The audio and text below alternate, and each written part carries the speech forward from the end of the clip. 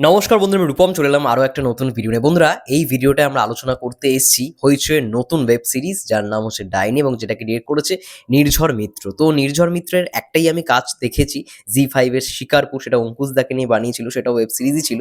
এটাও আমার খুব ভালো লেগেছিল এবং এই কাজটাও যেহেতু নতুন একটা কাজ, ট্রেলারটাও বেশ অ্যাট্রাকটিভ, নামটাও একটা খুব ইন্টারেস্টিং নাম, ডাইনি। তো ট্রেলারটা দেখে পার্সোনালি ভালো লেগেছিল বলেই কাজটা দেখলাম এবং টোটাল এপিসোড হচ্ছে 6টা। আমি যখন ভিডিওটা বানাচ্ছি তখন রাত 2:30 বাজে। তো কাজটা দেখার পরেই আমি ভিডিওটা শুট করতে বসে গেলাম। তো কাজটা কেমন লাগলো? দেখো, ওভারঅল যদি আমি এক কথায় যদি কাজটা নিয়ে কথা বলি বা রিভিউ দিই, আমি বলব যে একটা মোটামুটি ভালোই একটা কাজ দেখলাম। খুব ভালো বলবো না, আবার খুব বাজেও বলবো না। কিন্তু একটা মানে কি বলবো, ওয়েল মেড সিরিজ বলা যেতে পারে। বা একটা ভালো, মানে তুমি কম্প্যাক্ট একটা সিরিজ যদি দেখতে চাও তাহলে বলবো এটা একটা বিঞ্জ ওয়াচ সিরিজ। ঠিক আছে? ভাল লেগেছে, গল্পটাও খুব ভালো। দেখো, ট্রেলারটা দেখে কিছুটা হলেও তোমরা আঁচ করতে পেরেছো। এইখানে একটা মানে গ্রামের ঘটনা দেখানো হচ্ছে, নর্থ বেঙ্গলের ডুয়ার্সের একটা গ্রাম যার নাম হচ্ছে খুনিয়াবাড়ি। সেখানে একজনকে মারা হচ্ছে, সেটা আমরা ট্রেলারেও দেখেছি এবং সেটা হচ্ছে মিমি চক্রবর্তীর বোনের যে ক্যারেক্টারটা, যার নাম হচ্ছে লতা, এবং মিমি চক্রবর্তী ক্যারেক্টারটার নাম হচ্ছে পাতা। তো তারা দুই বোন, কোথাও গিয়ে একটা ঘটনা দেখানো হচ্ছে সবার প্রথমেই, যে কোনো কারণে তারা ডিট্যাচ হয়ে যায়, আলাদা হয়ে যায়, এবং পরবর্তীকালে মিমি চক্রবর্তীর যে ক্যারেক্টারটা পাতা, সে যখন কলকাতায় আসে, তাকে একটা কোনো প্রয়োজনে তার বোনকে লাগবেই, তো সেই বোনকে খোঁজার জন্য সে বেরিয়ে পড়ে এবং তখন খুনিয়াবাড়ি যে জায়গাটা, সেখানে পৌঁছায় এবং দেখে সেখানকার গ্রামের মানুষরা তার বোনকে মারছে এবং ডাইনি বলে সবাই তাকে মারধর করছে এবং জ্বালিয়ে দিচ্ছে। তো সেখান থেকে তার বোনকে উদ্ধার করে। এই নিয়েই পুরো সিরিজটা। তো এইখানে আমার সব থেকে ভালো লাগার যে ক্যারেক্টারটা, সেটা হচ্ছে অবশ্যই মানে সব থেকে বেস্ট পারফরমেন্স। এখানে মানে যাকে দেখে সব থেকে বেশি রাগ হবে সেটা হচ্ছে, এইখানে এমন একটা ক্যারেক্টার রয়েছে, মানে গ্রামের আর কি তাকে ভগবান বলা হয়। সে তন্ত্র সাধনার দ্বারা কোথাও গিয়ে মানে সবাইকে বশও করতে পারে, এমন একটা ক্যারেক্টার দেখানো হচ্ছে। এবং সে না গ্রামের মানুষদের কোথাও গিয়ে মানে সেই মেন্টালিটিটা, মানে গ্রামের মানুষদের কোথাও গিয়ে বশ করে নিয়েছে, এর পুরো মানসিকভাবে পুরোপুরি বশ করে নিয়েছে সেই ক্যারেক্টারটা। তো সেই ক্যারেক্টারটা কোথাও গিয়ে মানে সব গ্রামের লোকদের বলেছে যে এই ডাইনিটাকে ভাগানোর জন্য একে তাড়াতে হবে, মানে মেরে ফেলতে হবে। এটার জন্যই আমরা দেখতে পাচ্ছি যে তাকে মারা হচ্ছে। ডিটেলিং এ জানার জন্য অবশ্যই পুরো সিরিজটা তোমাদেরকে দেখতে হবে।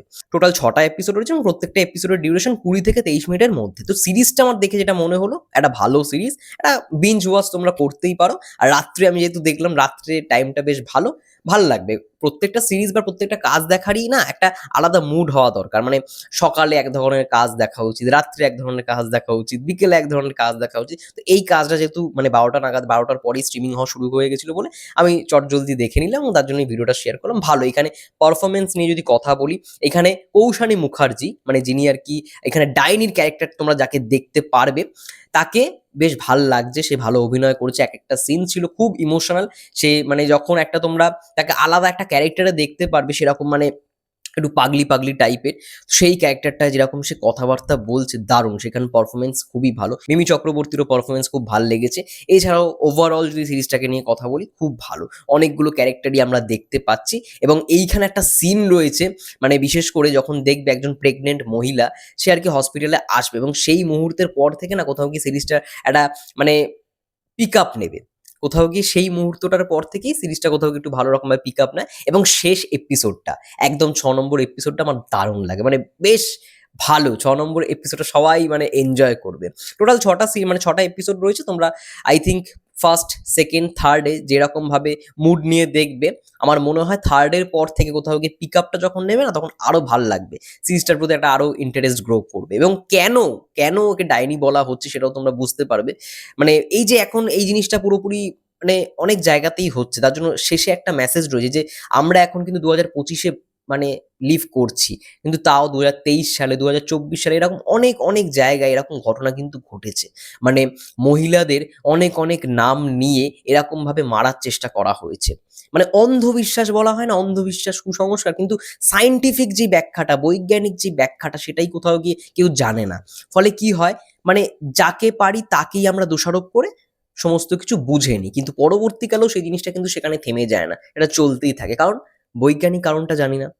এটাই হচ্ছে মেন ব্যাপার এবং এটার মাধ্যমে খুব বড় একটা ভালো মেসেজ দিয়েছে ডিরেক্টর।